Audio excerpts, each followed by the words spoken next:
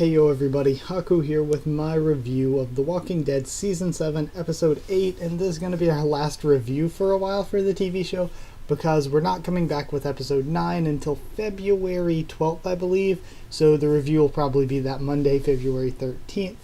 Of course, during the mid-season break, I don't plan to do nothing for the show. Of course, I'm going to do one video for the show, or for Fear, at least one video a week, and it'll likely be on Fridays every week, just to keep things going for the show. And in addition to that, of course, we will, whenever a new comic issue comes out, have the comic live reaction and review. So there's still going to be a lot of Walking Dead stuff coming during the break. Just for what I have planned for the next 2 weeks, for this week I actually want to do sort of a discussion of the entire first half of Season 7 this Friday. And then next Friday I'm going to shoot to do sort of a first thoughts predictions for the second half of the season. And then right before the second half starts, we will do a second prediction video taking into account all the new stuff that we learn, all the new promos we get, stuff like that. But without getting distracted by that too much longer, let's go ahead and talk about the chapter the episode part by part. So pretty much Maggie sits at the grave at the very beginning, and I love that we're still showing this. I love that we still see that Maggie's in the process of mourning. It's a day-to-day thing for her that she's still struggling with, but she's coming out of it pretty strong. And I like that we see her as well sort of coping in a way by standing up, watching guard on the little wall platform with Eduardo. And then, of course, Gregory comes over and talks to her a bit, says, don't get too comfortable usurping power and respect and stuff for me and all that. And I like the little back and forth there. I love that he did end up throwing her the apple after Eduardo said something, just to like what Jesus said before, where they are one big, happy, dysfunctional family. Gregory may not like it, but they're in this together, trying to just survive. Also, we have Negan shaving. I really like the scene because he's like against the grain kid, always against the grain. And I love that because that's kind of Negan. That's who he is. He is very much against the grain with whatever you think he should be. And the cooking scene kind of leads into that as well. I thought it was very funny. We see actually Daryl escaping, and we still throughout the episode have no real confirmation on who left the note. Since we didn't see anybody except Jesus, I still, if it is Jesus, I will kick myself in the face. Like, why would he not just open the door and take Daryl out then? I don't understand why he would, or even where he would find a piece of paper, find a pen, find some scotch tape, find a match and a key, and what was the match even for? And just put this note together and leave it to him just to meet him right outside the door. I don't understand. If it was Jesus, why would he do that? That doesn't make any sense. So I still gotta say it's probably Dwight or Sherry. No clue which one of them. Also, real quick at the beginning, I was planning to bring it up at the end, but I'll bring it up now. It was very, very odd that we didn't see Dwight this episode. He is the only series regular that did not show up this episode at all. So that was kind of odd, because it feels like they would have thrown him in the sanctuary somewhere. They would have had him at Alexandria with Negan, just something. But to not have him there at all just seemed very odd. So I wonder where they're going with that.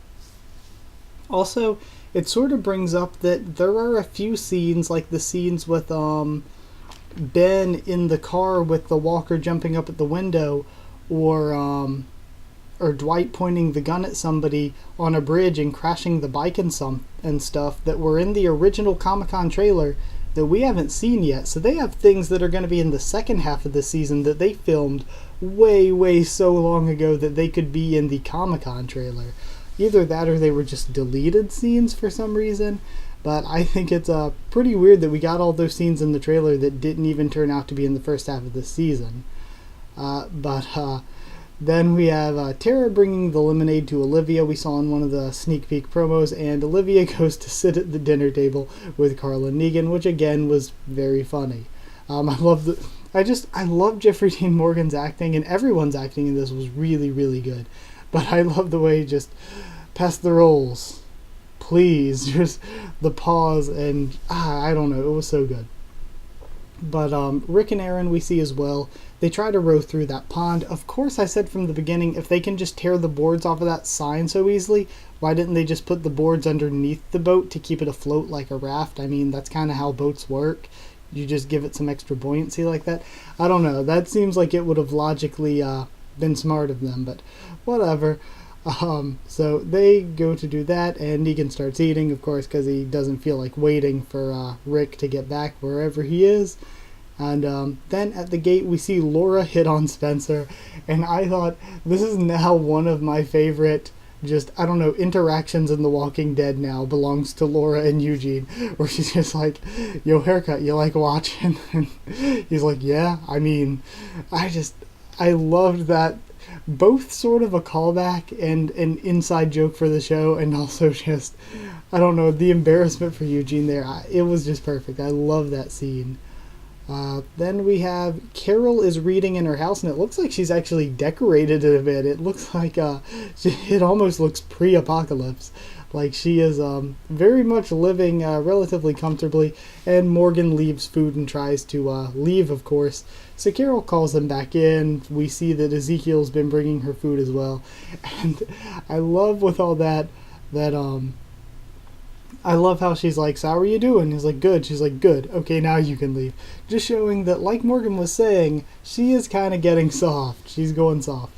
So I really like that, because I feel like Carol just abandoning everybody and ditching everybody, I think she can only just be in this sort of emo phase for so long. So she is having this issue, and when Morgan is about to leave, we see that Richard is there bringing some, it looked like water. I could not tell what he was bringing something as well. So he is doing all of that, and then we have, then we have Rick paddling the canoe to the boat as Aaron is pulled underwater and then swims, and of course, I felt like they were just gonna pull a Bob once again. But of course, it does make sense that zombies can't really swim. They're just kind of floating there because they float and swinging their arms around. They can't really, like, if you know how to swim, it's probably pretty simple to get away from them, especially if you can go underwater and stuff. So yeah, it wasn't much of a stretch for him to just swim away. Then once they both get to that boat, we see Daryl really quick starts eating some peanut butter and steals Dwight's clothes. Very interesting again that now Dwight has taken all of Daryl's stuff and dressed up like him, and Daryl has taken Dwight's stuff and dressed up like him. And we also have Rick and Aaron then finding the supplies in the boat with the note with the middle finger saying, even though you win, you still lose. So seeing that note with Aaron falling in the water with the speech he gives later on, I 1000%, I was like, are they really going to have Aaron be bit like this? Like, I thought there were so many death flags that I really expected Aaron to possibly die. Then we have Daryl running out of the room, but not before smashing Dwight's little figures, his little carving things. So Rick and Aaron start loading the truck, and Aaron gives his heart still beating speech, which was an amazing speech. There were a lot of great speeches in this episode, but I really liked that one. We see a guy or gal in mismatched boots watching. So again, no clue who that is, because I don't know. I'll talk more about that at the end. Michonne then questions the savior that she has taking her to Negan, who won't answer her. We see Maggie is leading a bit, and the citizens really like her, it seems. We have the talk of the little girl or whatever that wants her to run for president of Hilltop. So just things like that, showing that Maggie is very well liked there. And Sasha lies to her about what's going on with Jesus, but Enid calls Sasha out on not saying the right time that Jesus left, because she saw when he left. And they talk back and forth, and Sasha's like, if it wasn't just us, it'd be okay for her to know about fighting against Negan. And Enid's telling her, it's not just us, it's a lot of people. Knowing that Carl went out there to try and kill Negan. Then we've got, actually, Richard, who says, I love when Richard's talking, like his character really came alive to me a lot this episode when he's talking to Carolyn Morgan, and I really felt like he was right, because he was like, you don't know when they're just going to decide to not honor the deal anymore. You don't know when they're just going to decide to stroll through the kingdom and take what they have. Because let's say the Saviors run low on supplies and they know that the kingdom has them. Okay, these guys are producing for us, but if we're in dire straits, we just wipe them out and take what they have. And I was expecting him to be like, okay, we need to get ready. But to actually say that they need to strike first is interesting, because that shows that he's pretty confident, at least, in the kingdom's abilities. But the emotion that he showed when talking to Carolyn Morgan makes me think that there's something a lot deeper to it than that. Like he has some sort of personal experience or vendetta against the Saviors going on. So then we have... he's trying to tell, like, Carolyn Morgan this, of course, because he sees that Ezekiel really likes Carol and he actually really trusts Morgan already. And that's why. And then we have possibly my favorite scene in the episode. I don't know. There were a lot of great scenes that I just love to watch again and again. But probably, maybe even my favorite one was Gabriel and Rosita in the church. Because just so many of the lines like, okay, I agree that he has to die, but why do you? Or when she lists off what everybody has. Like, she's like, Eugene Smart, Daryl Strong, Rick, Michonne, Carl, they all have people, they all have family. And she notably doesn't mention herself. And Gabriel brings up, well, what about Sasha? And then he's like, and it shouldn't have been you. Because it was just saying, like, her thinking that everybody else had something else, it should have just been her. So Gabriel is able to point that out. It shouldn't have been you. It shouldn't have been anybody. And we need to take our time. We need to wait. We need to find or make our moment. And then we'll do it. But we need to do it. And you're part of the we. And I love that whole speech from Gabriel. Gabriel is one of those characters that I always say I like, where they start out as a bit of a bad guy or a bit of a wimp, and then they become this really great, lovable character. And those are my favorite types of characters. So, of course, I still really, really love Gabriel at this point. He's one of my absolute favorites at this point. We see Daryl run down the hall to try to escape, and then we flip back over to Richard being turned down. And, of course, he's turned down because Morgan's still a pacifist, and Carol doesn't want anything to do with it right now. I think both of them will change their minds, however, when they find out what's been going on. Now, will we have tension because Carol told Morgan, if you see anybody we know, don't tell them I'm here, don't tell them you found me. I just feel like if he didn't tell them, though, that doesn't make sense for Morgan. I think that he would try to bring her out of that state by telling them about her if he sees them. So I don't know if we're going to have any more tension with that or not. Just because having tension with that, it makes sense a bit for Carol, but it doesn't make that much sense for Morgan to do that to me. So we have that, and Spencer's house looking all nice and fancy, and him wearing those clothes and saying hi and stuff in the mirror. That was the whitest thing I have seen in my life. Spencer was the whitest person I have ever seen this episode. Like, I was like, oh my god, the slacks and like polo shirt, and just, he is the whitest person alive. That was very, very white. So Richard actually goes and cries in this hidden trailer, again signaling to me that there is stuff we're not going to find out for a while, obviously, but he obviously has some stuff that's definitely a deep-seated thing going on with the Saviors there. So Spencer death flagging the hell out of us when he's asking Rosita to go to dinner. You know that kind of shit is like 100% he's dying when she's like, yeah, I'll go to dinner with you later. Man, that was the biggest death flag in the world right there. Then we've got Daryl actually pulling a Negan on Fat Joey. Do I think it was kind of a crappy thing to do? Sure, but he honestly couldn't trust that Fat Joey wouldn't go and tell on him. So he kind of had to do it in a lot of the ways. Or in a lot of the way. I don't know what I'm saying here. But pretty much, I kind of like seeing this, just because we've spent so long with everybody saying they hate the just silent, never ever talking, just brooding and sulking Daryl. They want to see him talking. They want to see him doing shit. And that's what, from the preview we got at the end of the episode for the second half of the season, and from this episode, we saw more of that. We saw a more emotional, a more emotive Daryl. So I did like that a lot. And, I don't know, he seemed... There's a lot of things going on with his emotions right now after what he went through with the Saviors. So it would probably take an entire video to talk about all the emotional stuff going on with Daryl. Then from that we've got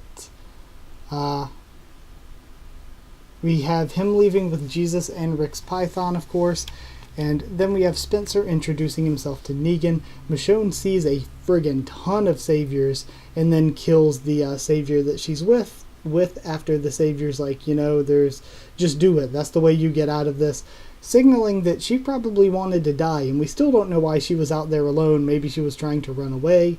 Who the heck knows, because we've pretty much never seen, other than Dwight maybe, we've never really seen Saviors working solo, They've always been in relatively large groups. So, or at least groups of 2 at the smallest. Then Rick and Aaron arrive, and Rick is pissed. I love the way he just gets out of the truck and slams the door. I was like, oh, Rick is being very sassy today when I was first watching. So Spencer then tells Negan about the pool table and has some drinks with him. Aaron is beaten as Negan is playing pool with Spencer because the Saviors found the note. And again, man, dick Saviors. Let's play pool. And then Spencer actually tries to get Negan to make him the new leader. And of course, comic readers, we really, really know where this is going. But then Negan sort of explains, Rick is out there, he's swallowing his hatred and doing stuff for me, but you're here trying to get me to do your work for you. Then he guts Spencer, of course. And again, very, very cool looking scene. Rosita flips out and shoots Lucille, which I was not expecting to happen this early, but I don't know. I guess they can do it again, or they're remixing stuff. I like the way they're messing with the timeline and remixing stuff pretty heavily, though. So I do like what they're doing here with that. This is also a scene that I think the censorship hurts a little bit, where Negan was just yelling, shit, what the shit. It felt really out of place. I don't know. Like, who says shit rather than fuck in that situation? Like, I know they can't say fuck, but it hurt not being able to say fuck here. Like, that's one thing I think the censorship hurt it a little bit. Rosita gets cut by Arat, and then, one of my favorite lines again was when Negan's just like, Arat, kill somebody. I love that line. So Arat shoots Olivia, who I was not expecting to go this early whatsoever. I thought that Olivia seemed like one of those characters where they were taking sort of a background side character and making her more and more important. And I like what I've heard a ton of people saying, really thought that the actress was doing an amazing job with Olivia, and I was really coming to like the character. So I thought that she was shot down before her prime as a character. I was not expecting her to die this early. Rick shows up and tells Negan to just leave. Says, your stuff's at the gate, just go. So cool to see Rick talking back to him. Surprised Negan took that so well. I thought he would try to make more of a point there. So then Negan takes Eugene, which I think we may still be able to make bullets and stuff because Eugene did leave that note with us. So I think it's still possible that even without him we can make bullets. But it seems like we have just traded Daryl for Eugene, essentially. And now that's going to be another big thing. They're going to go place to place and probably look for Daryl and look to see if anybody's hiding him. So we're going to have to figure out something to do with him. I still think we should hide him at Carol's place, but then it all depends on if Morgan is going to not tell them about her or not. Which again wouldn't make a ton of sense for Morgan, especially if Daryl needs a place to stay. I feel like Morgan would immediately say, oh, Carol's alive, go stay at her place. So then Rick kills Walker Spencer, and we have an amazing Michonne speech once again with the amazing speeches this chapter, where she didn't want it her way, she wanted it to be their way, and they can do it, but only if they do it. I love that speech. Then we have the great reunion scene too. A little bit cheesy. I'm surprised I didn't see more people saying it was a bit cheesy, but I loved it. I 100% loved it. I don't care if it's cheesy. That was a great freaking scene. Then we have the after credit scene, which is like pretty much Comic Jesus's introduction exactly, except with this random new character, who I am betting is a new character. I said when it aired, I was like, it would be hilarious if it was actually Morales, because you guys know every time there's any kind of mystery ever, there are these fan theories every single time, and the fan theories are always like Morales or Lily. Was that Tara's sister? Morales or Lily is every single fan theory. So I thought it'd be hilarious if this one time it actually was Morales. I would be done. I would be dead. But I do think it's probably a new character. And I've also got to say, watch out there, because I have not looked at them. I have tried my best to avoid them, but already you can't even go on an official AMC video or official Walking Dead Twitter post or anything without a bunch of people, like a bunch of, the retarded 12-year-old fans spamming just random spoilers for the second half of the season. So I would say watch out for that already. And really, I feel like you can delete comments on your YouTube. You can, I typically don't, but you can do that. You can delete replies on Twitter and stuff, I believe, as well, or at least block them. You would think that The Walking Dead, the people running the accounts, would be like, okay, we can at least shut that down. We can at least delete those spoiler comments. But it just seems like they don't care. What the heck is AMC doing with spoilers? Like, the same thing was a huge problem with the Glenn and Abraham death, where like a month after the season finale, that was on every single official Walking Dead post, and pretty much every single person knew about it, because it was you were unable to escape douchebags, essentially.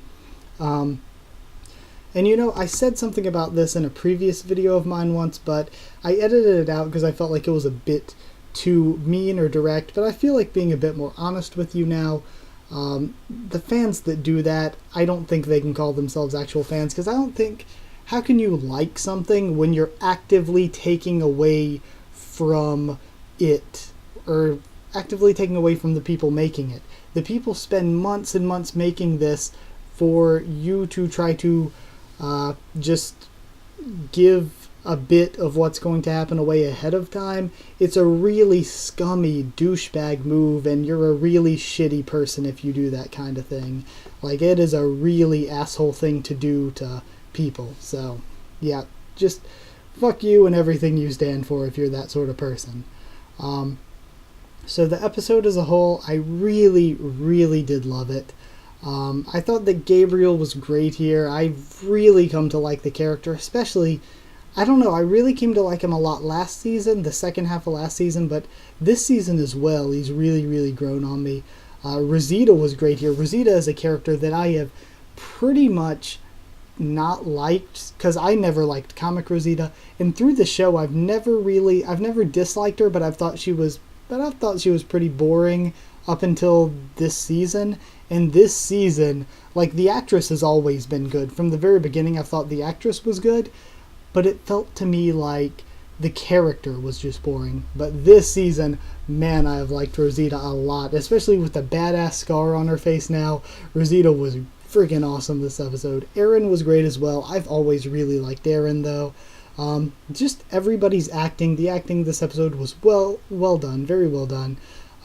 Again, I made the note here that it was weird not to see Dwight at all, like very, very weird.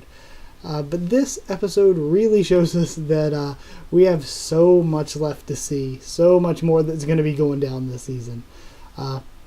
So that all taken into account, I loved this episode. I would say 9.25 guts out of 10. The reason I'm knocking it down a bit, not making it perfect or a 9.5, is because while I loved pretty much every scene here, I felt like there was a little bit of unnecessary stuff. I still feel like we should have maybe had Michonne doing something different. Michonne's whole thing with this lady and that storyline there, even though Michonne was finding out she wants to do it their way instead of hers, I feel like they could have done it differently. I felt like it seemed very filler and very unimportant. It felt like they just needed to get Michonne out of Alexandria and have her do something, anything, to just get her out of there for the other characters to do things.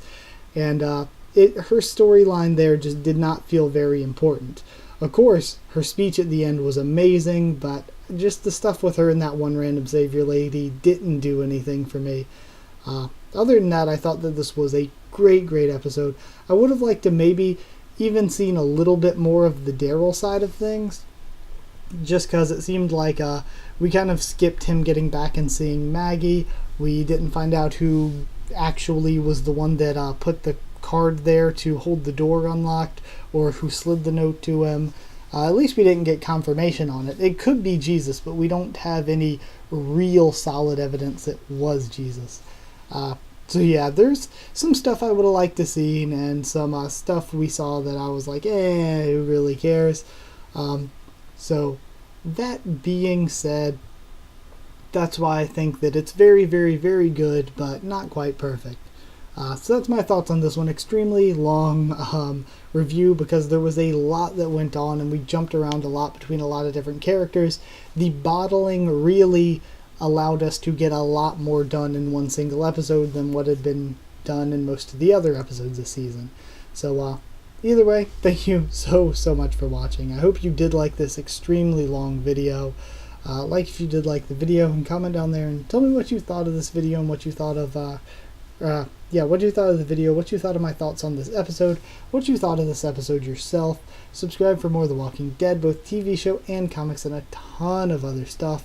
Like I said, we will be having at least one Walking Dead video every single week, usually on Fridays throughout this break.